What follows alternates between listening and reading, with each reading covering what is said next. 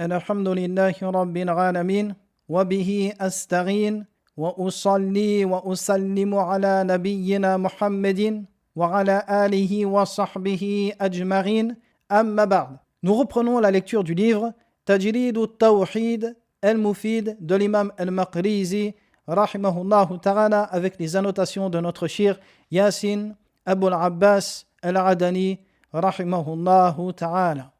Dans les leçons précédentes, l'auteur a mentionné des points extrêmement importants. Le premier, il a mentionné que la cause de l'égarement des communautés revient souvent à deux causes. La première, la mauvaise opinion du serviteur qu'il a de son créateur. Et la deuxième, le fait qu'il ne l'a pas estimé à sa juste valeur, c'est-à-dire qu'il n'a pas concrétisé le dogme correct et conforme à l'islam en ce qui concerne son créateur, dans la perfection de ses noms, ses attributs et ce qu'il renferme. Ensuite, l'auteur a mentionné que les gens, du point de vue du verset « Iyyaka na'budu wa iyyaka nasta'in », c'est-à-dire « c'est toi seul que nous adorons et c'est de toi seul dont nous implorons le secours ». L'auteur a dit que du point de vue de « al-istirana wa al-ibada », c'est-à-dire du point de vue de l'adoration et de la recherche du secours auprès d'Allah, les gens se classent en 4 catégories. La plus noble d'entre elles, la plus vertueuse, ceux qui ont voué leur culte exclusivement à Allah et dont la recherche de secours ne se fait qu'auprès de leur créateur. Et ceux-ci sont les vrais monothéistes.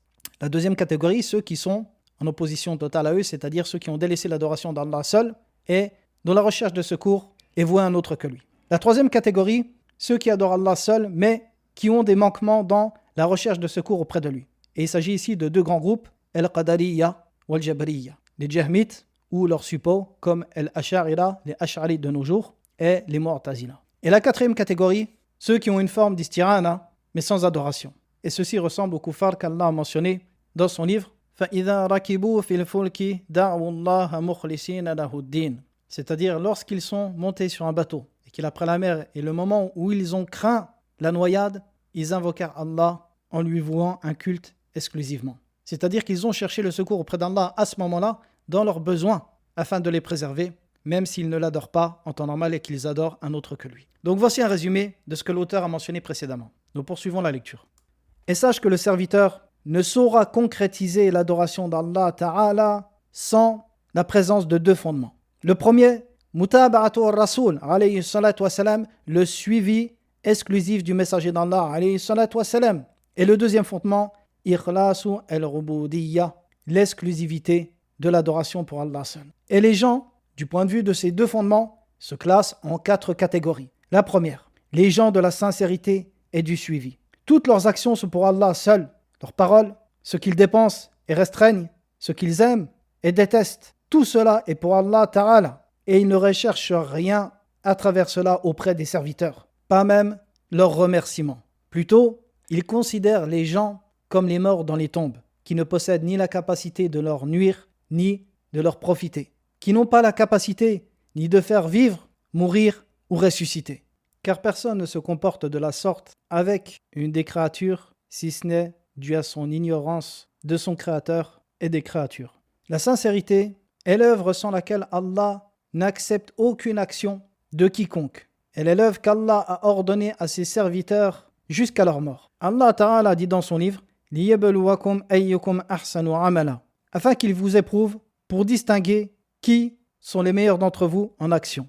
Il dit encore « Inna ja'alna ma 'ala al-ardi zinatan laha linabluwahum ayyuhum ahsanu amala » Et nous avons fait de ce qui se trouve sur la terre une parure pour elles, afin de les éprouver et distinguer qui sont les meilleurs d'entre eux en action. Et la meilleure des actions est celle qui est la plus sincère et la plus correcte. Et la sincérité réside dans le fait qu'elle soit vouée à Allah et son caractère juste et correct, le fait qu'elle soit conforme à la sunna du messager d'Allah alayhi salatu wa salam.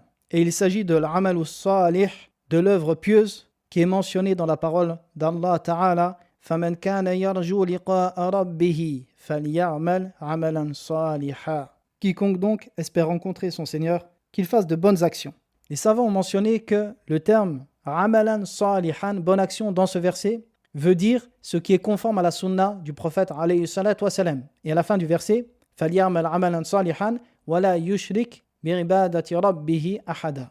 Dans le sens du verset est qu'il n'associe personne à l'adoration de son Seigneur. Donc vous voyez ici que dans ce verset, Allah a mentionné amalan salihan, donc l'action qui est conforme à la sunna du prophète, alayhi salatu wassalam, puis il a interdit que celle-ci soit vouée à un autre que lui.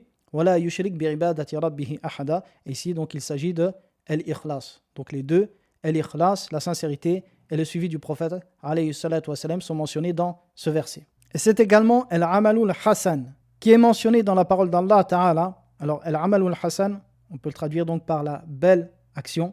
وَمَنْ أَحْسَنُ دِينًا مِمَّنْ أَسْلَمَ وَجْهَهُ لِلَّهِ وَهُوَ مُحْسِنٌ. Dans le sens du verset, et quiconque est meilleur en religion que celui qui se soumet à Allah tout en se conformant à la législation. Alors le terme ici, وَهُوَ مُحْسِنٌ, ce qui est voulu ici donc, c'est le fait qu'il se conforme à la législation divine, que ce soit le Coran ou la Sunna.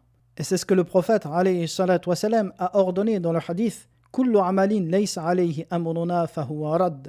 Toute action qui n'est pas conforme à notre affaire sera rejetée. Donc, toute action dépourvue de suivi du messager d'Allah alayhi salatu wassalam ne fait qu'accroître celui qui l'accomplit en éloignement d'Allah Ta'ala. Car certes, Allah Ta'ala ne s'adore que par ce qu'il a ordonné et non par les passions ou les opinions. La deuxième catégorie, ceux qui n'ont ni sincérité pour Allah et ni suivi du prophète alayhi salatu wassalam. Et ceux-ci sont les pires des créatures. Ils sont ceux qui accomplissent des actions de bien en apparence, par ostentation, devant les gens. Et cette catégorie comporte principalement ceux qui se sont écartés de as-sirat al-mustaqim, parmi ceux qui s'affilient à la science, au fiqh, à l'adoration ou encore à la pauvreté. Cheikh Yassine nous dit ici en annotation, il fait référence aux soufis. L'auteur nous dit, car ils accomplissent les innovations et font preuve d'égarement, d'ostentation et de recherche de réputation. Ils aiment qu'on fasse leurs éloges par ce qu'ils ne font pas. Et c'est sur ce type de personnes que la parole d'Allah Ta'ala fut révélée.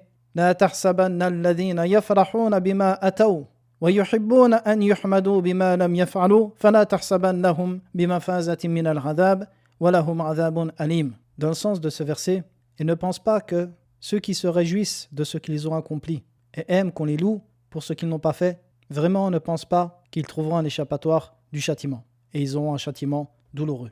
La troisième catégorie, celui qui est sincère dans ses actions, mais dont les actions ne sont pas conformes au suivi de la législation, comme les ignorants parmi les adorateurs et ceux qui s'affilient à l'ascétisme et à la pauvreté, ou tous ceux qui adorent Allah comme il ne l'a pas légiféré. Cheikh Yassine nous dit en annotation ici qu'il fait référence encore une fois aux soufis, lorsqu'il parle de ceux qui s'affilient à l'ascétisme et à la pauvreté, c'est-à-dire ceux qui adorent Allah par ce qu'il n'a pas légiféré et qui exagère dans ce qu'il a légiféré. Et l'affaire en réalité ne réside pas dans l'adoration d'Allah seulement, mais plutôt dans l'adoration d'Allah comme il le veut. Et parmi ces gens, celui qui reste dans un lieu isolé, en délaissant le Jumu'ah et en croyant que ceci est une adoration.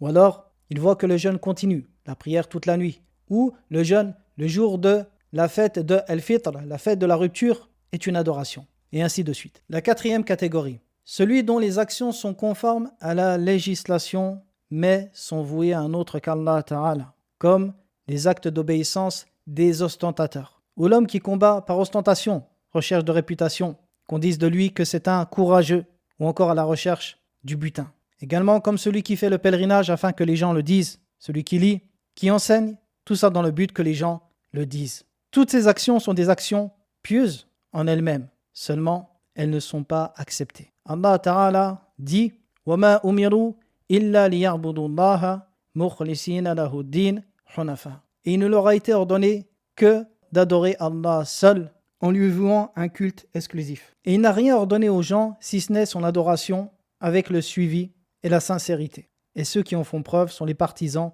du verset Iyyaka na'budu wa iyyaka nasta'in. On s'arrête ici, car l'auteur va entrer dans un autre chapitre. Wa sallallahu ala nabiyyina Muhammadin wa ala alihi wa sahbihi wa sallam.